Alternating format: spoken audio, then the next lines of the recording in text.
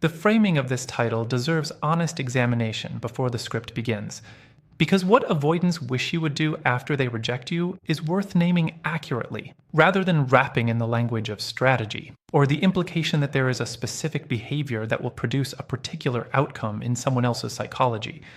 The honest answer is not a technique, is not a move, is not the clever deployment of psychological knowledge to produce the avoidant's desired response in a person who has been hurt by the rejection. The honest answer is also not primarily about the avoidant at all.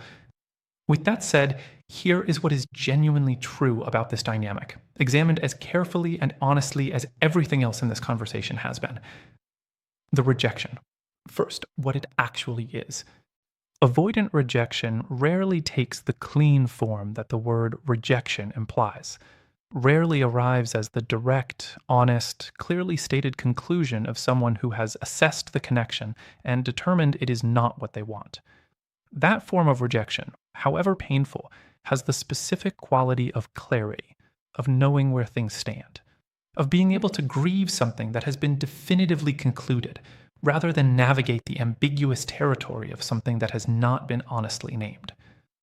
Avoidant rejection tends not to be that, tends to arrive as the withdrawal, the cooling, the gradual reduction of engagement that communicates something without stating it, the specific, managed, plausible deniability preserving form of distance that leaves the person on the receiving end uncertain about what has actually happened, and therefore unable to respond to it directly because it has not been directly stated.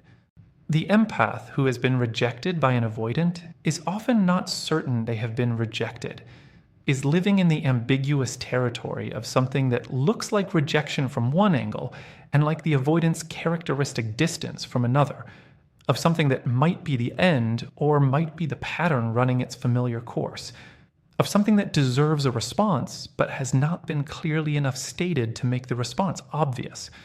That ambiguity is itself the rejection, not the clean, stated, this is definitively over form, the managed, unnamed, you figure it out form that the avoidance system produces when genuine ending is too exposing to state directly, and genuine continuation is too vulnerable to commit to. What the avoidant wishes the person would do after this form of rejection is complicated by the fact that what the avoidant wishes and what the avoidant needs are different things, and what the person who was rejected deserves is different from both. What the avoidant wishes, at the surface level of the immediate wanting, tends to be the continuation of availability, the person remaining oriented toward the connection, maintaining the warmth, being present in the background, in the specific, regulatory, quietly compensating way that the empath's consistent presence was always providing. The avoidant, having produced the distance, wishes the person would remain available within it, would keep the door open, would be there when and if the avoidant finds the conditions manageable enough to approach again. This is honest to name, and it is also, equally honestly, not a wish that deserves to organize the rejected person's behavior. Not because the avoidance wishes are irrelevant to the person who loved them, but because a wish organized around the continuation of the compensating availability is a wish organized around the continuation of the arrangement that was already costing the person more than it was returning. The avoidant wishing the person would remain available is the avoidant system attempting to restore the conditions of the previous arrangement, to preserve the regulatory floor, to maintain the possibility of access without the requirement of demonstrating adequacy to that access. What the person deserves is something different from being the preserved possibility of someone who could not show up when showing up was available. What the avoidant needs, different from what they wish, is the honest, clear, self-respecting response of someone who has received the rejection for what it actually is, and has made a genuine decision about what to do with that information. Not a punishing response, not the strategic deployment of indifference designed to produce a particular reaction, not the performance of moving on calculated to activate the avoidant's fear of permanent loss. The genuine response, which looks different for different people in different circumstances, and which cannot be prescribed from the outside, but which tends to have certain honest qualities regardless of its specific form. It tends to be clear, Not in the sense of delivering a speech about what the rejection meant or what the person deserved or what the avoidant failed to provide. Clear in the sense of the person knowing what they have received, what it means, and how they are going to respond to it based on their own genuine assessment of their own genuine needs. It tends to be self-respecting, not the exaggerated self-respect of someone who is demonstrating their worth to an audience. The quiet, actual, this is what I know about myself, self-respect, of someone who understands that remaining available to someone who has communicated, however indirectly, that they are not prepared to show up is a form of self-abandonment that does not serve either person. And it tends to be genuinely oriented toward the person's own life rather than toward the avoidance response to it. The genuine turning of the self toward the actual content of the actual days. The real re-engagement with what was there throughout and was receiving less than its full share. The avoidant who genuinely needs this, whose development requires the honest, self-respecting response of the person they rejected, will find in it something the wished-for continuation of availability could never provide. The honest mirror. The specific, accurate, this is what the rejection produces reflection of what the avoidance pattern actually costs when it is responded to with the clarity it deserves, rather than the compensating availability that makes the cost invisible. The avoidant who produces the distance and finds the person remaining warmly, consistently, compensatingly available learns something from that. Learns that the distance is safe, that the pattern has no real consequences, that the management can continue because the person will continue regardless. The avoidant who produces the distance and finds the person responding with genuine, self-respecting clarity, not punishing, not performed, but genuinely moving in the direction of their own life, learns something different. Learns that the pattern has actual costs that land on the other side, that the management is not cost-free, that someone who was genuinely worth showing up for has received the rejection honestly and has responded to it honestly. That learning is more genuinely useful to the avoidance development than any continuation of availability could be. Not as a strategy to produce the learning, as the honest consequence of the person taking the rejection seriously enough to respond to it with genuine self-respect. So what is the specific thing? The thing the title promises? It is not a behavior, not a technique, not the implementation of a strategy designed to produce a particular response. It is the genuine, honest, self-respecting living of the person's own life after the rejection. The actual, not performed, not organized around the avoidance response, turning toward what was always genuinely theirs. The continuing of the genuine work, the deeper inhabitation of the genuine interests, the fuller presence in the genuine friendships, the honest attention to the genuine interior, the continued, patient, day-by-day showing up for the ordinary life that deserves the full quality of the person's presence. Not as the demonstration of anything, as the genuine expression of someone who has received a painful, ambiguous, not stated directly rejection, and has decided, honestly, from their own genuine assessment, that the most self-respecting available response is to continue being completely themselves in the genuine life that was always worth showing up for completely. That is the thing. Genuine, continued, self-complete inhabitation of the actual life. Not for the avoidance benefit, not for the impact it produces, for the life itself, which was always the point, and which, after the rejection, in the ordinary days that continue regardless of what the avoidant does with their own interior process, remains exactly that, the point, worth showing up for, completely, right now.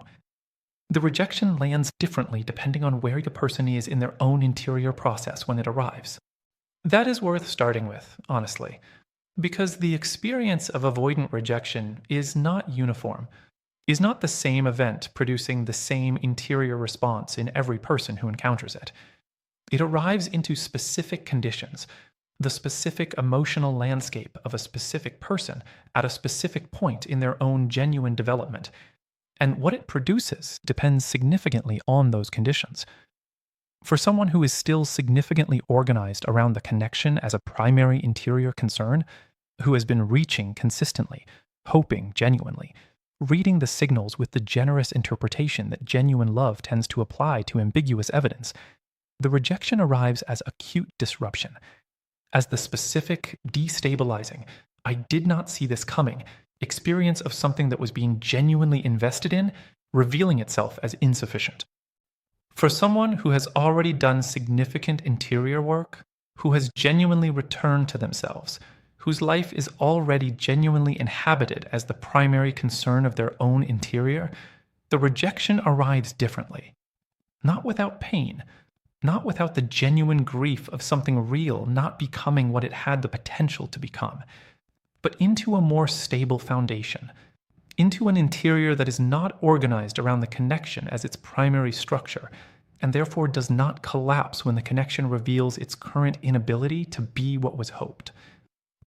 The honest work of this script is to examine what genuinely serves the person in both of those conditions, not as the strategy for producing a particular avoidant response, as the honest account of what actually helps a real person navigate a real painful experience with genuine integrity. The acute disruption condition first. The person who was genuinely invested, genuinely hoping, genuinely extending themselves into a connection that has now communicated, however indirectly, however ambiguously, that the avoidant is not prepared to show up adequately. The first thing that actually helps is not a behavior at all, it is permission. The specific, honest, nobody is judging you permission to feel the full weight of what has happened, without converting it immediately into the productive project of recovery. The rejection by an avoidant, particularly the indirect, ambiguous, managed withdrawal form it most commonly takes, produces a specific quality of confusion that ordinary endings do not produce. The confusion of not being certain what happened, of receiving something that looks like ending without the explicit statement that would confirm it as ending, of being in the position of having to interpret an ambiguous signal rather than respond to a clear one. That confusion is genuinely disorienting, and the disorientation deserves space to be what it is before the person is expected to have arrived at the clear-eyed, self-respecting, genuinely forward-moving response that genuine integrity eventually produces. Not indefinite space, not the open-ended permission to remain indefinitely in the confusion without moving through it, but genuine, honest, this is actually disorienting space. The acknowledgement that what the avoidance managed withdrawal produces in the person receiving it is not just painful, but specifically difficult to navigate because it refuses the clarity that would make navigation straightforward. The second thing that actually helps in the acute condition is the deliberate, patient, honest examination of what actually happened. Not the empath's charitable reading of it, not the hope-inflated interpretation that converts the withdrawal into something more benign than the honest assessment would produce. Not the hurt-deflated interpretation that converts the genuine feeling that was present in the connection into something that was never real in order to make the ending more tolerable. The honest examination. The one that holds the full picture. The genuine feeling that was real on both sides. The insufficient behavioral expression that was also real. The specific form the rejection took and what it actually communicated, the pattern it fits within, and what that pattern has been consistently expressing throughout the dynamic. That examination is not comfortable, requires holding the complexity of something that was genuinely real in some dimensions and genuinely insufficient in others, requires refusing the simplifications that pain tends to generate, the simplification of converting the avoidant into the villain whose rejection was the deliberate cruelty of someone who never genuinely cared, or the simplification of converting the rejection into something the person brought on themselves through some quality that was excessive or some need that was too present. Both simplifications are the mind's attempt to manage the complexity of a genuinely complex situation. Both have costs. The villain narrative cuts the person off from the accurate understanding of what the connection actually was, which includes the genuine feeling that was real in the avoidance interior, however inadequate its expression. The self-blame narrative installs the inaccurate causality that was examined at length in the previous section of this conversation, the one that locates the problem in the person's own qualities rather than in the avoidant's insufficient capacity. The honest examination resists both simplifications, holds the complexity, the genuine feeling and the insufficient expression, the real love and the inadequate showing up, the connection that mattered and the pattern that prevented it from becoming what it deserved to become. The third thing that actually helps, and this is where the practically useful meets the genuinely honest, is the making of genuine decisions, rather than the waiting for clarity to arrive on its own. The avoidance managed withdrawal tends not to produce the clarity that would allow a decision to be made in the straightforward sense. The ambiguity is, in significant part, the point of the managed withdrawal, the preservation of the plausible deniability that allows the avoidant to avoid the exposure of a direct ending, while also creating the conditions in which the connection de facto ceases to function. The person waiting for the avoidant to provide the clarity that would allow a decision is waiting for something the avoidance pattern is specifically designed not to provide. The clarity will not arrive from the avoidance side in most cases. The direct statement, the honest ending, the clear communication of where things actually stand, these require exactly the kind of vulnerability that the avoidance architecture was built to prevent. Which means the person must make the decision from the available information, rather than from the definitive statement that the information should eventually produce. The available information is considerable. The pattern of the dynamic, the quality of the showing up in the ordinary days, the ratio of effort to absence across the unremarkable hours, the honest aggregate of what the connection has been providing versus what genuine mutual presence would provide, the specific form the current withdrawal has taken, and what it fits with in the longer pattern of the avoidance behavior. That information is sufficient to make a genuine decision, not a certain decision. The inherent ambiguity of the avoidance indirect communication means certainty is not available, but a genuine one, made from the honest assessment of what has been shown, rather than from the hope of what might eventually be stated. The genuine decision might be, I am giving this specific, defined, time-limited space, and if there is no genuine movement toward honest communication within that space, I am treating this as the conclusion the behavior is implying. That is a genuine decision with a genuine structure that does not require the avoidance explicit confirmation to have integrity. The genuine decision might be, I have received enough information from the pattern to know that continuing to remain available in the specific form I have been available is not serving my genuine well-being, and I am changing that regardless of whether the avoidant ever explicitly confirms the ending. That is also a genuine decision with integrity. What is not a genuine decision is the waiting without structure that the avoidance managed withdrawal tends to produce in people who are still organized around the connection as their primary concern, the indefinite holding of the space, the continued availability without a genuine assessment of whether that availability is serving the person's own genuine life. The fourth thing that actually helps after avoidant rejection, and this is genuinely the most important one, is the return to the person's own interior as the primary source of information about what to do next. Not the avoidance interior, not the reading of the avoidance signals for indications of what might be coming, not the monitoring of the peripheral presence or the quality of the unguarded response or the texture of whatever tenuous contact remains. The person's own interior, their own honest assessment of what they need, their own genuine sense of what continuing to remain available is costing them and what it is returning, their own real understanding of what their life actually requires in terms of the quality of connection and the adequacy of showing up that they will accept. The return to one's own interior as the primary source of information sounds simple. In the conditions of genuine feeling for a specific person, particularly a person who produced something real and who is being missed in the specific, named, not a generic substitute way of genuine missing, it is not simple.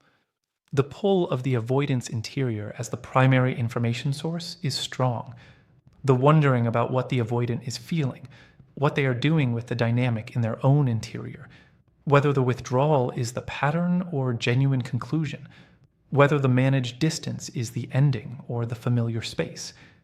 All of that monitoring is compelling because the genuine caring for the person makes their interior genuinely interesting. The deliberate return to one's own interior against that pull is the genuine work, not the suppression of the curiosity about the avoidance interior, not the pretending that the monitoring is not happening. The honest, patient, kept returning to practice of asking what is true for me. What do I actually feel? What do I actually need? What does my life actually require from a connection to be what it deserves to be?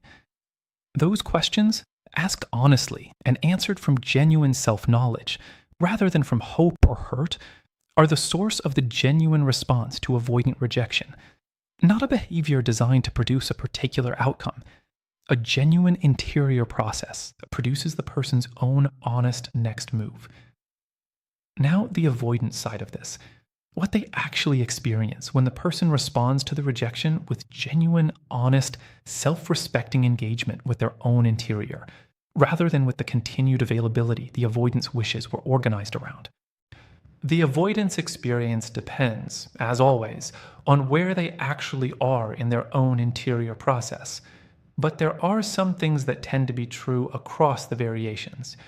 The specific quality of the person responding to the rejection with genuine self-respect, rather than continued availability, tends to produce a different interior event in the avoidant than either continued availability or obvious pain would produce. Continued availability after rejection confirms the avoidance operating assumption. The pattern can continue. The distance is safe. The rejection produced no real consequence that requires the avoidant to reckon with anything. Obvious pain after rejection, the visible distress, the explicit reaching despite the rejection, the demonstrated devastation that makes the cost of the rejection visible, tends to activate the avoidance defense in a specific way. The obvious pain of another person, particularly someone they genuinely care about, tends to activate the guilt and retreat response. The avoidant moves away from the pain, rather than toward the person expressing it, because the pain creates the pressure of expectation, the implicit demand that the avoidant do something about it, that the fear is managing against. Genuine self-respect, the quiet, not performed, genuinely self-referencing response of someone who has received the rejection honestly and is responding to it from their own genuine interior, does neither of those things. Does not confirm the operating assumption, does not activate the guilt and retreat response.